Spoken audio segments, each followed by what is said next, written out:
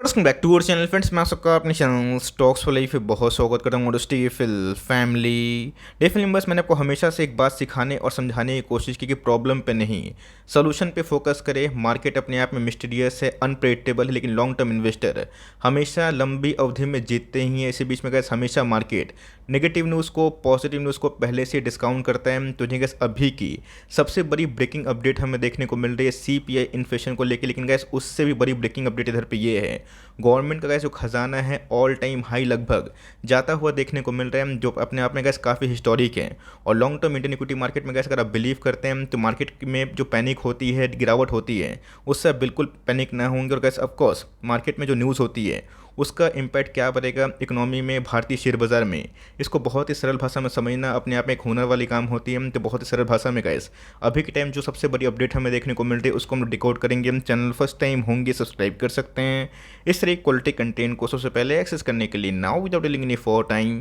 Let's begin. सबसे पहले हमें समझना है मुद्दा, और उसके बाद दोस्तों हेडिंग से बिल्कुल भी पैनिक होने की आवश्यकता नहीं है। उल्टा गाइस इस न्यूज़ को बहुत ही ऑप्टिमिस्टिक वे से लेना भी सही नहीं है। हमें समझना है कि मार्केट में रियलिस्टिक व्यूज़ चलना कितना इंपॉर्टेंट हो जाता है। आपको पता है गाइस कि इन्फ्लेशन का जो आंकड़ा है आज के दिन शेड्यूल होता हुआ दिखाई पड़ता है। फाइनली गाइस हमारे सामने रिटेल इन्फ्लेशन आता हुआ देखने को मिल चुका है, जो गाइस अनुमान से काफ़ी कम होता हुआ देखने को मिल रहा है।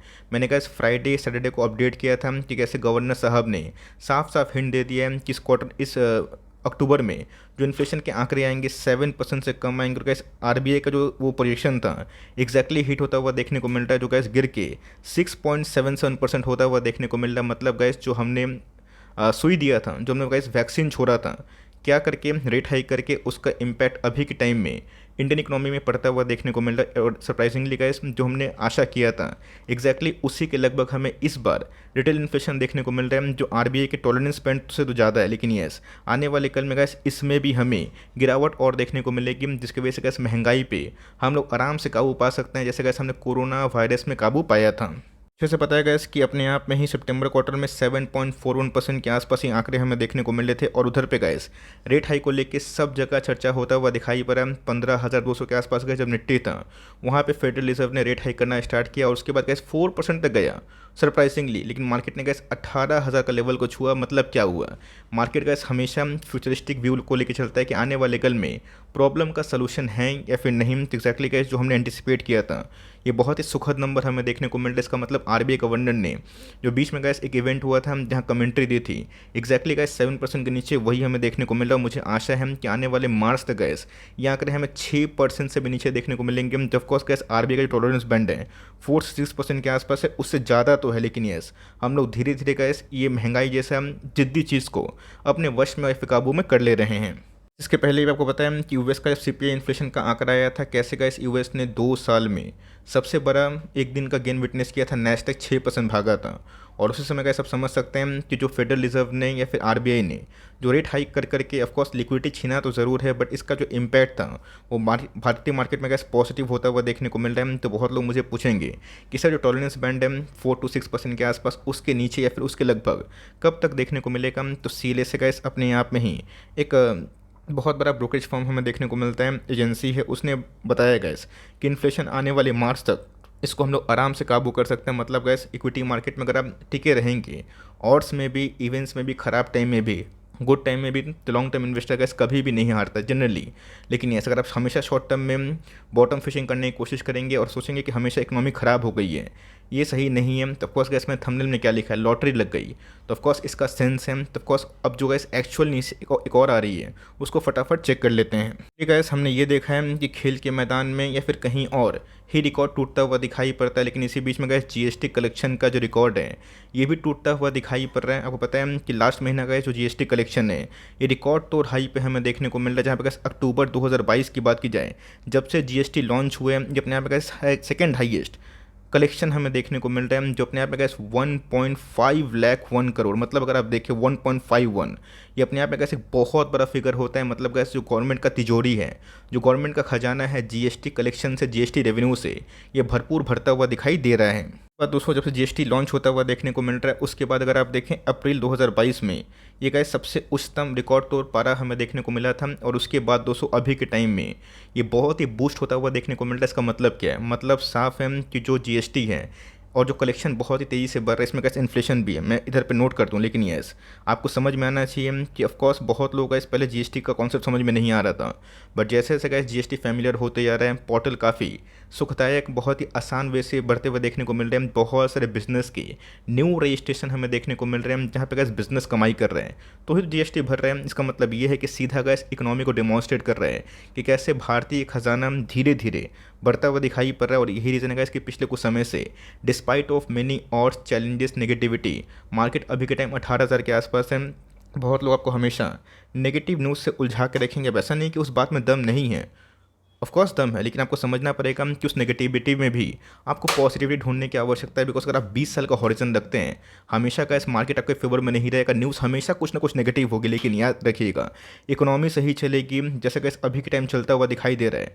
भारतीय गवर्नमेंट इकोनॉमी के संग बिजनेस को फोकस करेगी, इंसेंटिव्स देगी, आने वाले कल में वो और ही फ्लरिश होंगे। तब कोर्स कैसे ये सब आंकड़े आपको झुटलाएंगे नहीं, बिकॉज मार्केट में गैस निकलने का तो हज़ारों रीज़न है, लेकिन बने रहने का एक ही रीज़न है कि आपको मार्केट से लगाव करना पड़ेगा, मोहब्बत करना पड़ेगा। ऐसा नहीं कि सिर्फ बुल फेज में, बियर फेज में, कंसलेशन फेज में गैस आपको इन सब आंकड़े फोकस करना पड़ेगा। तब course gas GST collection second highest ever हो चुका है।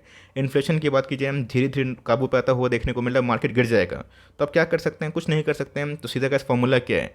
आने वाले 1 साल, 2 साल, 3 साल के बाद तो रिकवर होगा, लेकिन जब रिकवर होगा सारे पैसे गैस वही साल में बनते हुए दिखाई दे देंगे। ऐसा मानना है गैस कि ऑलमोस्ट जो इन्फ्लेशन का पीक है वो बहुत जल्दी बोलना कि पीक आउट हो चुका है, ये बोलना थोड़ा सा जल्दीबाजी होगा। हमें देखना है कि आने वाले कल में जो एग्रेशन है रेट हाइक को लेकर कैसी होगी। मेरा ऐसा मानना है कि आज के जो आंकड़े हैं, ऑफकोर्स जो रेट हाइक है वो नया जो पारा है वो शायद नहीं छुएगा। हो सकता है कि वो जो ओल्डर स्लैब्स हैं वही कंटिन्यू होता हुआ देखने को मिले। और उसके बाद जो स्टैंड है गैस आरबीआई का, जो फेड से पूरा अलग है, 100 मतलब क्या बोलो 80 डिग्री के आसपास आमने सामने, यह हमें दिखाई पड़ रहा है। जहाँ पे गैस फेडरल रिजर्व एकोमोडेटिव नहीं है, आरबीआई एकोमोडेटिव है। तो अगर उनको लगेगा कि रेट हाइक को कम करना चाहिए, अगर उनको लगेगा कि खुदरा महंगाई दर, retail inflation, CPI inflation control में है, तो अपने आप में गैस ये बाजार के लिए और भी सुखदायक खबर हो सकती है। ऑल्दो आज के दिन निफ्टी काफ़ी फ्लैट ट्रेड कर रहा था। यहाँ पे गैस न्यूज़ आई थी 15,200 के आसपास कि रेट हाइक होगा। लोगों ने एंटिसिपेट किया था कि 12,000, 13,000 कहीं और चला जाएगा। उतना गैस छोड़िए, मैंने क्या बताया कि हमेशा गैस फोकस करिए इंडियन के ग्रोथ पे, इकोनॉमी पे। 2008 के बाद क्राइसिस आया था, 2020 में बड़ी क्राइसिस, उसके बाद गैस 8 के बाद मेगा बुल रन रैली हमें दिखाई पड़ा था। तो यहाँ पर गैस सेम झटका हमें दिखाई पड़ा। तो हमें फोकस करना है कि आज का जो आंकड़ा हमें देखने को मिल रहा है और जो जीएसटी कलेक्शन है इसमें एफआईएस कैसा कर रहे हैं, एफआईएस का इन्फ्लोस बना रहेगा। तो आने वाले कल में कोई टेंशन वाली बात नहीं। बहुत लोग बोल रहे हैं कि सर मिड कैप और स्मॉल कैप का परफॉर्म करेगा। मैं आपको बता दूं कि जब भी गैस एक नया ट्रेंड चेंज होता है, नया बुल मार्केट की शुरुआत होता है, सबसे पहले इंडेक्स के हेवी वेट जाइंट से उसको डिमॉन्स्ट्रेट करते हैं और उसके बाद जब मार्केट कन्फर्मेशन लेता है कि फाइनल बुल मार्केट रैली है, तभी गैस सोए हुए अच्छे मिड कैप और स्मॉल कैप भागना शुरू करते हैं। तो हमेशा गैस बुल मार्केट में या फिर एक तेज़ी का मार्केट में ऐसा नहीं कि हमेशा स्मॉल कैप, मिड कैप और लाइक लार्ज कैप एक ही बार परफॉर्म करेंगे। बट मेरा ऐसा मानना है क्वालिटी इस मिड कैप, स्मॉल कैप पर निवेश किए तो कम से कम गैस 3 से 6 महीना, मतलब 2 क्वार्टर आपको टाइम देने की आवश्यकता होगी। बिकॉज मुझे लगता है कि मार्च में गैस अगर ये इन्फ्लेशन टॉलरेंस बैंड के नीचे आता है और कोई नया मुद्दा नहीं आ जाता है, जैसे ताइवान, चाइना का इशू या फिर कोई और इशू, ग्लोबल प्रेशर अगर नहीं आता जियो पॉलिटिकल, तो मुझे लगता है जब मार्केट गैस एक रेंज बाउंड से, कंसोलिडेशन से नया फिर से ब्रेकआउट देगा, लाइफ टाइम हाइट करेगा, तो मार्केट के लिए अच्छी खबर हो सकती है। तो यहाँ पे क्या जल्दीबाजी करके कोई डिसीजन ना ले, लॉन्ग टर्म होल्डिंग करते हैं, अच्छी बात है। न्यूज़ हमारे फेवर में, बिकॉज हम लॉन्ग टर्म वाले हैं।